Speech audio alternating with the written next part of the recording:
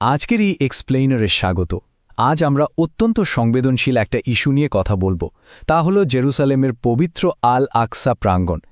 এখানে নিয়ন্ত্রণের যে নতুন প্রস্তাবনার কথা শোনা যাচ্ছে, আমরা তার পেছনের জটিল বিষয়গুলোকে একদম নিরপেক্ষভাবে এবং সহজ ভাষায় বিশ্লেষণ করার চেষ্টা করব। খুব দ্রুত দেখে নেই আজ আমরা ঠিক কি নিয়ে আলোচনা করতে যাচ্ছি।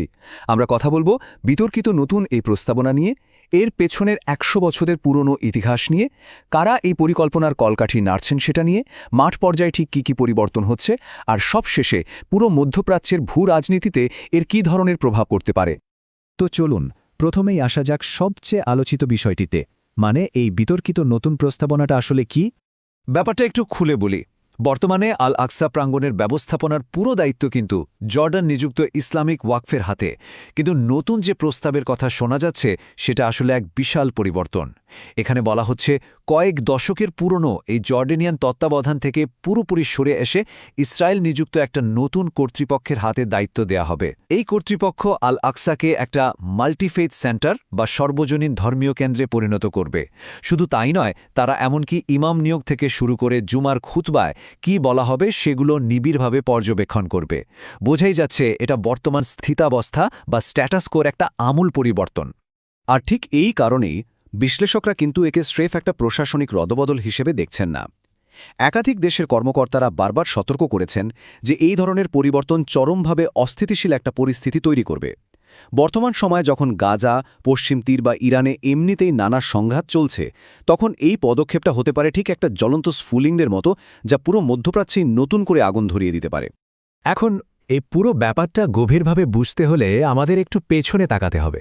চলুন এই স্ট্যাটাসকো বা স্থিতাবস্থার ইতিহাসটা একটু দেখে নেওয়া যাক। গত প্রায় ১ শতাব্দী ধরে এই জায়গাটার নিয়ন্ত্রণ কিভাবে বজায় আছে সেটা বেশ চমকপ্রদ।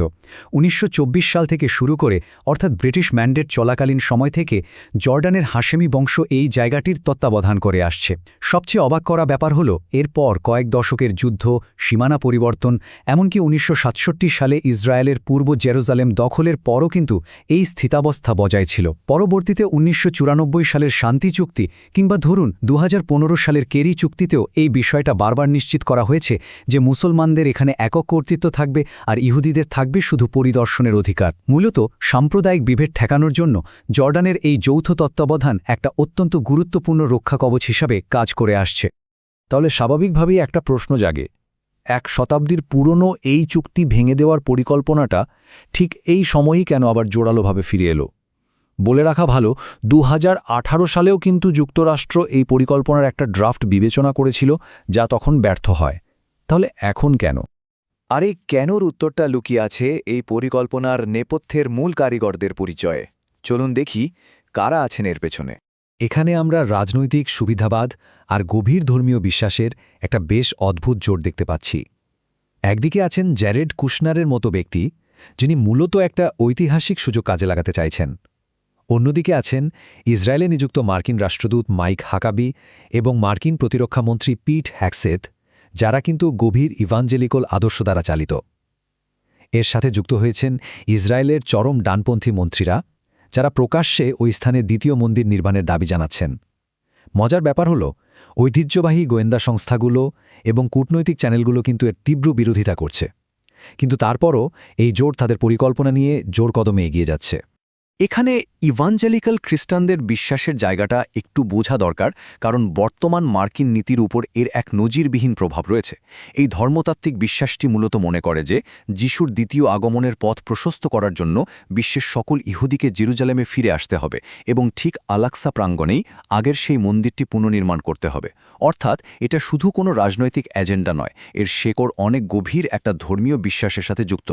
এই আদর্শের শেকড় আসলে ঠিক কতটা গভীরে সেটা বুঝতে আমরা ২০১৭ সালে দেওয়ার পিট হেক্সেথের একটা কথার দিকে তাকাতে পারি। তিনি একদম দৃঢ়ভাবে বলেছিলেন যে মন্দির নির্মাণের অলৌকিক ঘটনাটি কেন ঘটতে পারে না তার কোনো কারণ নেই, এটি আমাদের সময়ই ঘটবে।